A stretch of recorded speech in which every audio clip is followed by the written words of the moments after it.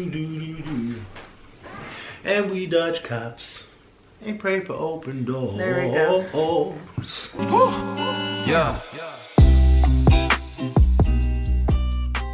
Hi everyone, my name is Ketsia. And I'm Sultan. And we're the Hubbers. Great to be with you all today. Welcome back to our channel.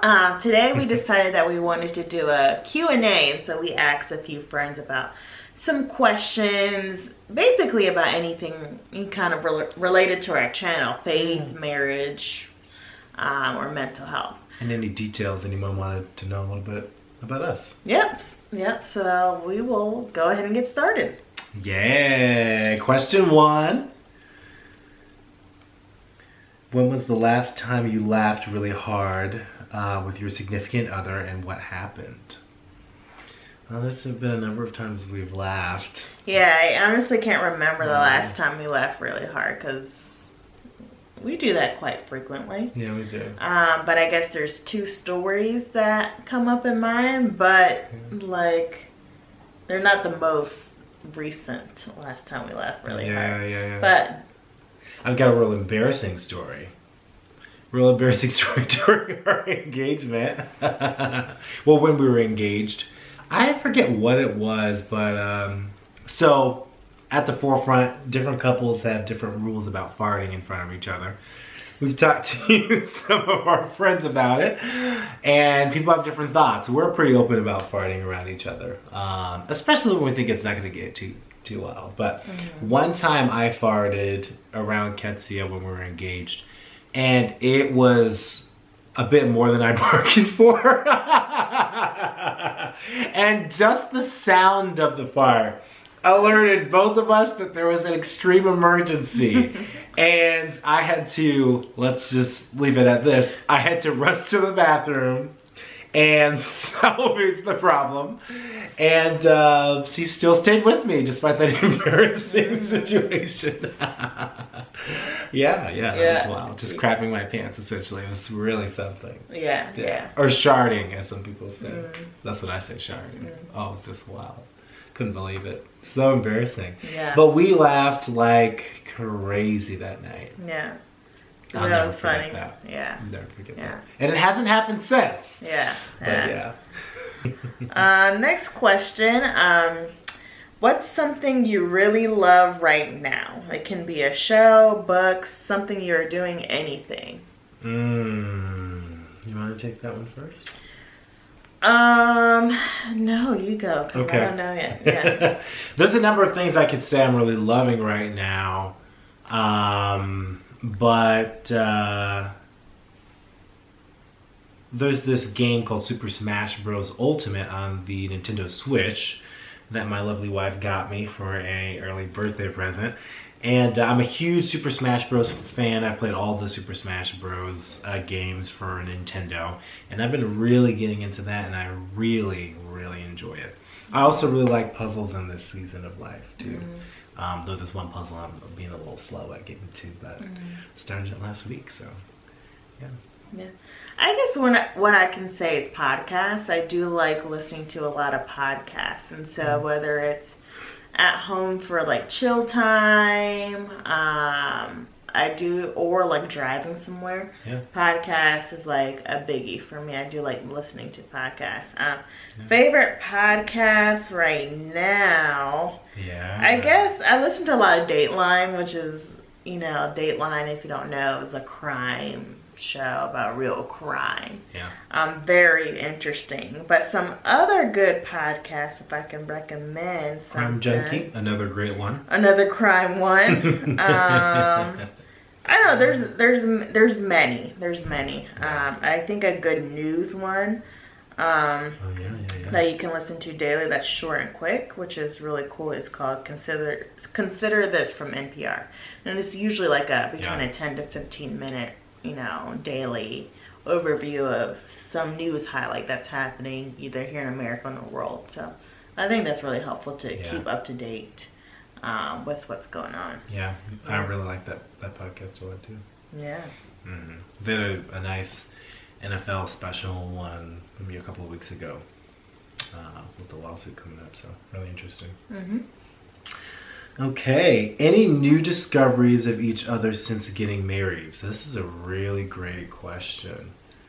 Gosh, where do we start? I mean, there's a lot of things that we've learned about each other. I think during the course of our marriage thus far, we've noticed that at different seasons, we've needed different things from each other to help meet some of our own needs. Especially as we enter certain stressful seasons at times and things like that.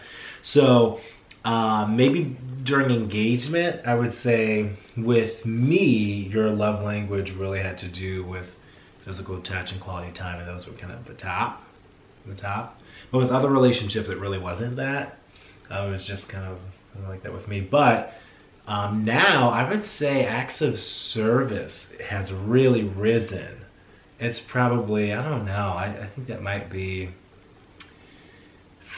maybe it's second, third? I don't know. It's definitely I don't even know myself. it's definitely up there. So active service is a way that I've been trying to love Ketsia more in this season, which is an area of focus that was less emphasized by me in my relationship to her, but now it's something that I'm emphasizing more, trying to get some more things off your plate, trying to be a little bit more mindful, much more mindful. So yeah. Gosh, I don't know what to say about you. I feel like I'm learning more about who you are each and every day and circumstances. Sure. Yeah, I guess. A new discovery.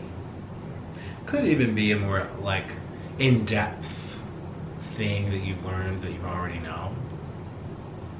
I think that counts. I guess. What do you think? Can you help me out with this I'd probably question? say you've probably learned more of how to communicate with me about things I care about, or like communicate in ways that is more specific to my feelings at times. So there might be some times where you might say something and you might not realize how it might come across for me.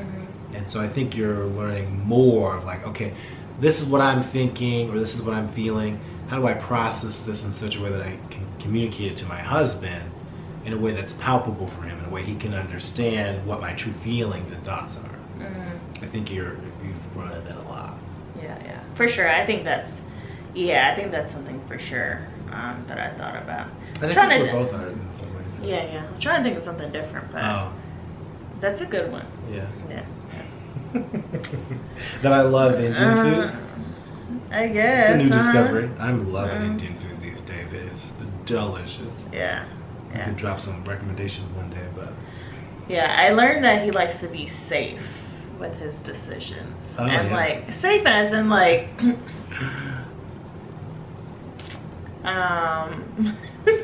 what? I don't want to say you don't want to try anything new, because you do, sure. but like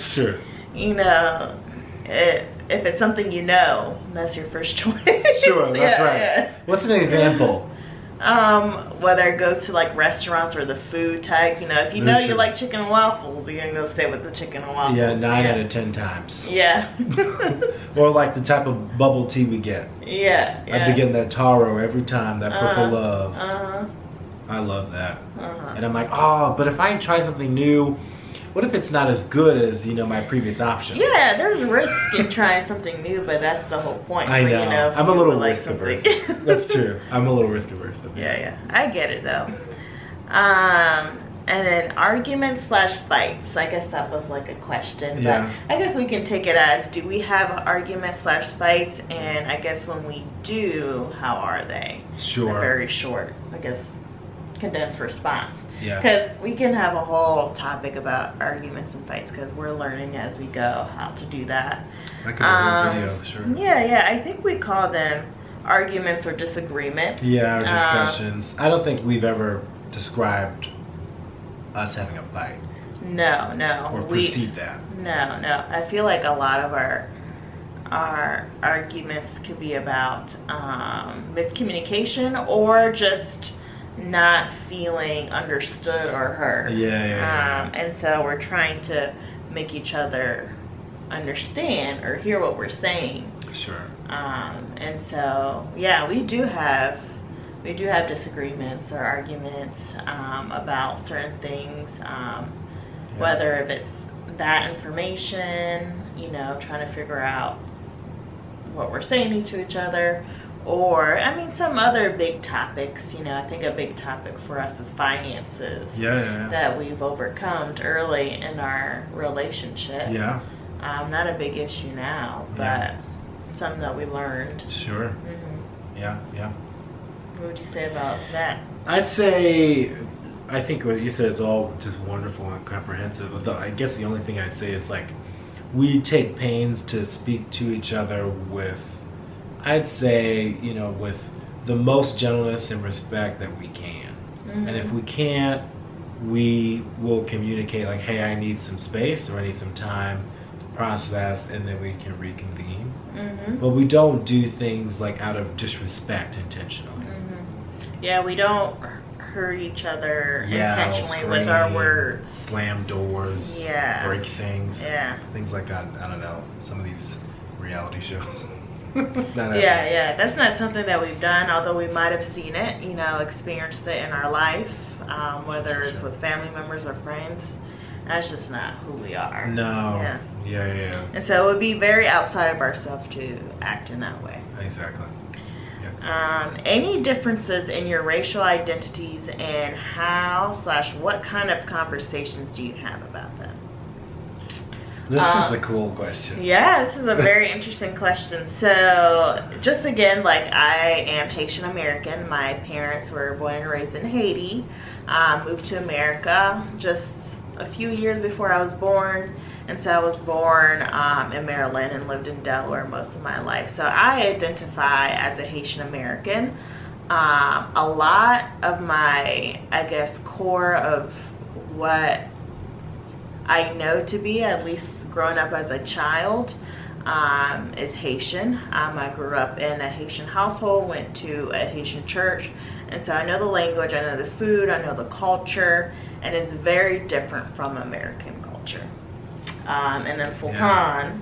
I'm just regular old African American. It's funny because some people say I'm just this, but it's not a just. But and I also identify as black too. I'm black, but I'm Haitian American to be more specific. Exactly. And I, you know, so or Haitian. Sometimes I just say I'm Haitian. Exactly. Know? Yeah.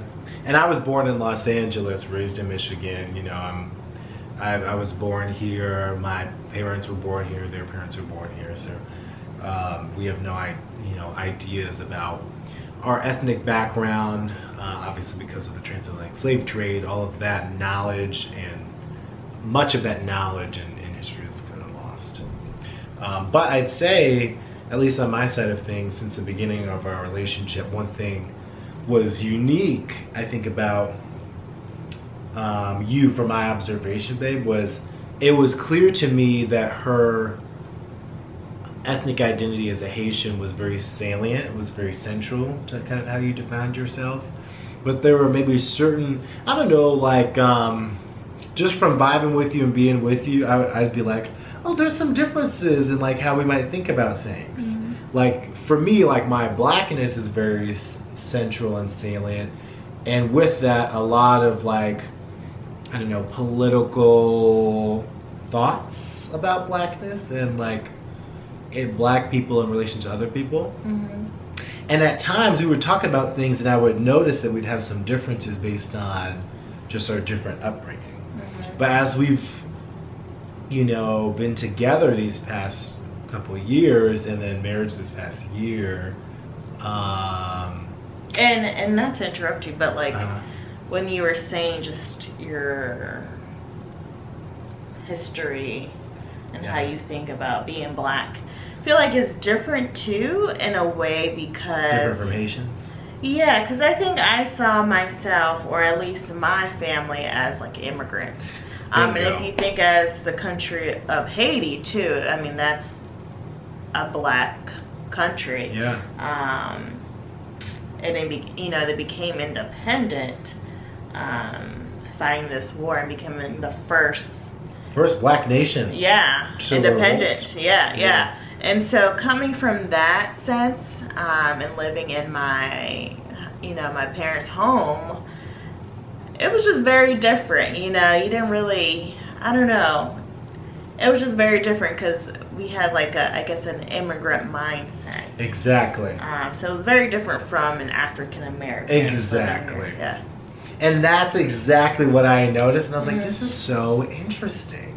But I've noticed now, like, as we've been together, I've been able to see that bicultural identity more present with you.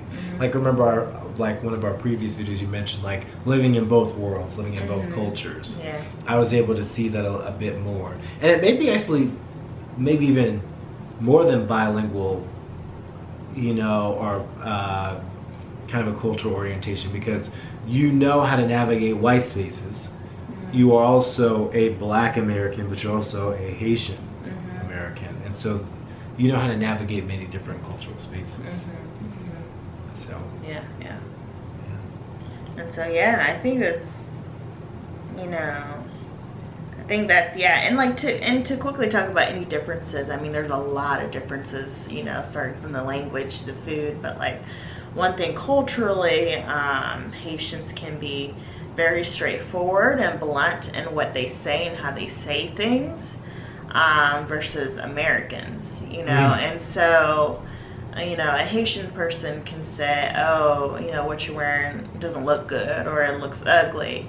A parent can say that to their child,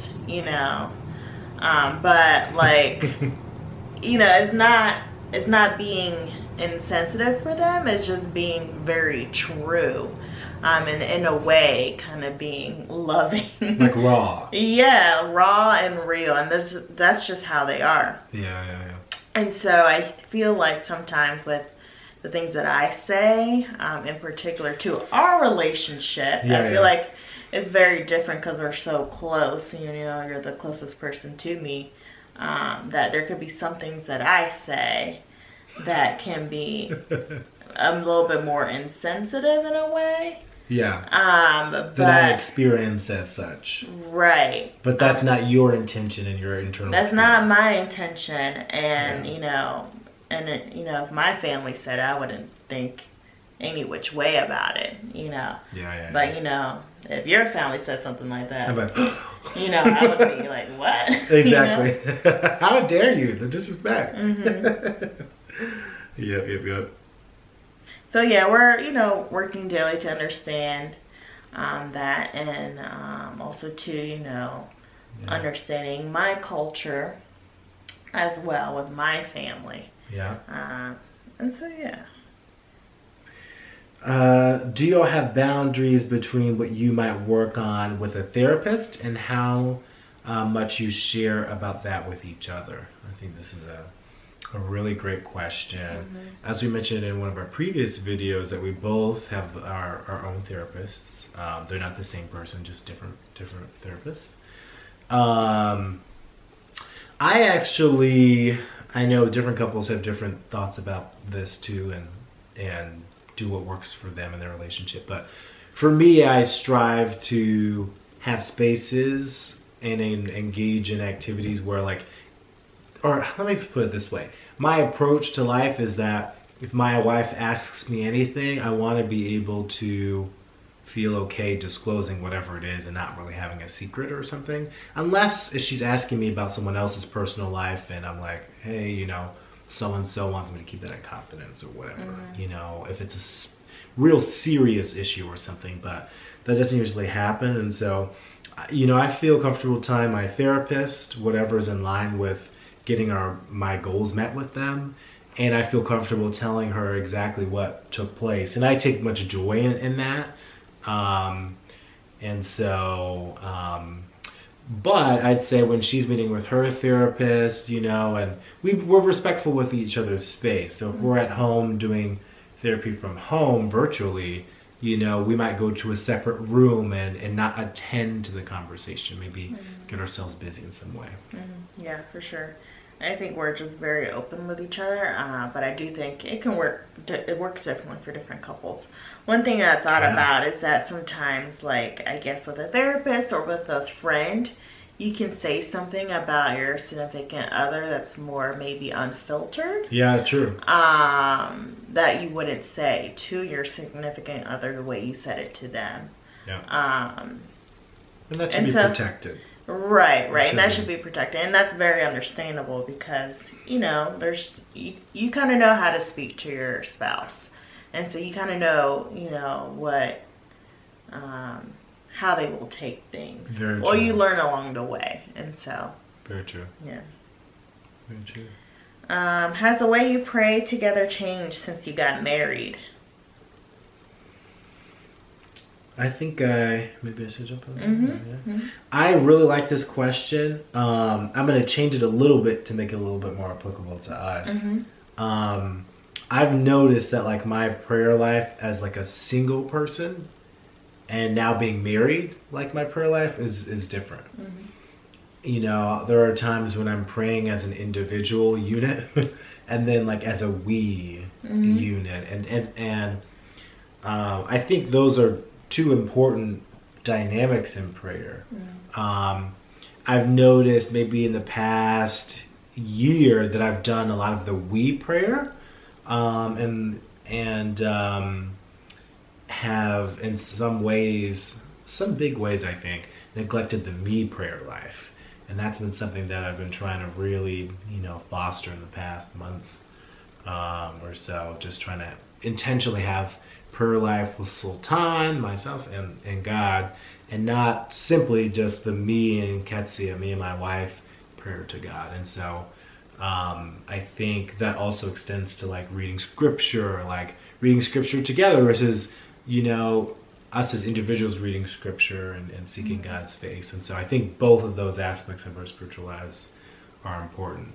But it's interesting to navigate that because it's like, oh, we're one, you know, and also recognizing, well, okay, but yes, and you know, your individual prayer life and spiritual life with God needs to be tended to too. Yeah, that's good. Yeah. Do you have any pet peeves of one another? You want to go and do that one? Yeah. Oh yeah, so my pet I forgot. I guess my pet peeve can be about anyone. I guess I could think of a specific one, but Sure. Think of a specific one. I'm not sure now. Oh, okay. But one of the pet peeves I guess I was thinking about was time. I'm a huge stickler for time and being on time. She's on time. And Early. so yes. I just need to be on time. I don't know. I think it's a good thing. It's a good thing, and I think being on time is a good thing. And part of me having that need to be on time is also like an anxiety thing. But I feel like being on time is important to me, and so I feel like I'm mostly, if not always, ready on time. That's how you value others and how you want them to value you. Right. Respect and all of that. Yeah. And so, you know, if I'm waiting on him, if we have a time, we're like, okay, we're gonna leave at this time. At 11. You know? Yeah. My plan is to be out the door at 11, you know. Or a little earlier. Or a little earlier, so we're in the car and we drive in. And then his, you know, is like, you know, he's still brushing his teeth at 11. I'm here just waiting, you know, for him. And sometimes waiting just gives me more anxiety. And so I'm just like, I'm ready and you're not, you know. And so time is a big pet peeve for me. Exactly, it is. Yeah. But I'm working. Working. So basically, What is your pet peeve of me? I'm really particular with like I don't want to say cleanliness because it's not cleanliness per se, but like tidiness and how things are arranged. So like the way clothes are folded, I tend to like a certain way of doing it, or making the bed like a certain way it looks, the aesthetic, or I see crumbs a mile away. I see like a a blemish in some dishes. I'm like, this wasn't clean. And so with her, she's a little bit more, she's less bothered by some of these kind of minute details. But for me, they're very important. So, like, let's say she folds a washcloth in a particular way or something, because this happens. And then, I might not say anything, but I will just redo it. I'm like, I'm going to redo that. Or, you have said stuff in the past. I have in the past. They're in the past. And then now he'll just redo it, and I'm dishes, the way the dish rack is. or he'll move stuff in a place he'll like it better. I will. I will do that. And I'm just like, I just need that for myself. Or if the pillow's a little bent, in a certain way, or just kind of thrown up. You don't throw them, but... I'll just try to adjust things to my liking. If it's a little to the left, he moves it over to the right. I do. But it's not a big issue. I think we're mostly... It used to be annoying it used to be a little bit of a bother. Because you used to be by yourself. You were a single man. Exactly. I was, had things a certain way. But you would initially used to be upset with me, like, yeah, I felt like I couldn't drop like any crumbs. Your mom, kind of, yeah. He'll see a crumb and he'll just mention it, There'll be Do you remember that one time you had something, you were in my apartment, and you walked over and there was just crumbs falling down, and I looked and saw them, and then you were alerted to it, you noticed, because I was pretty anal about that, and we just burst a laughing. Do you remember that? I don't remember. You don't remember? That. There's a lot of times where, I remember even if I spill, like, a milk, he's like... You just spilled. I'm like, yes. And there's paper towels to wipe that up. Or, let's say there's a carton that's not fully twisted, and I shake it up to mix it up, and then some, liquids fly out. That only happened one time, so that's not a good example. Yeah, whatever. Yeah. I could be eating a granola bar, and as soon as a crumb is falling from my mouth, he's like the first one to say something about it. Well, it's pretty frequent, it happens. It's not pretty frequent. You're just very particular. I am. But anyway. But it is a we have a clean home overall. Oh yeah, we do. It's always clean. Yeah. And we're both really, on it with that. Mm-hmm. So it's not a cleanliness thing. It's kind of like a particular organizational kind of thing. Yeah. So. All right, last question. What have you learned about yourself throughout your first year of marriage? That's a great one. I think we've learned a lot about ourselves and about each other. Maybe. There are some ways that I would like things done or like things said. And there's nothing wrong with that, but there are times when I need to be a little bit more flexible, or a lot more flexible, to preserve the unity that we have in a particular moment. And so I'm learning that there are some times I need to just let go of my own desire, will, likes, whatever.